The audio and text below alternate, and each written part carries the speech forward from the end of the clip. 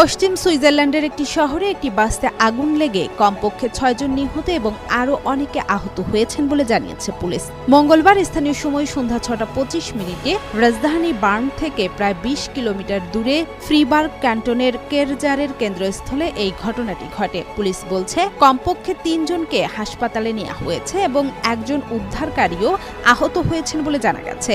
স্থানীয় গণমাধ্যমে পোস্ট করা ভিডিও ফুটেজে দেখা গেছে আগুনের তীব্রতায় বাসটির কাঠামো ছাড়া আর কিছুই অবশিষ্ট নেই। দুর্ঘটনার শিকার বাসটি কেরজার্স থেকে ১৭ কিলোমিটার দক্ষিণে অবস্থিত ডুডিনজেন পৌরসভা থেকে এসেছিল।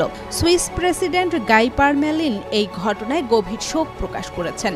সামাজিক যোগাযোগ মাধ্যম এক্সে এক বিবৃতিতে তিনি নিহতদের পরিবারের প্রতি সমবেদনা জানান এবং পুরো ঘটনাটি খতিয়ে দেখার আশ্বাস দেন।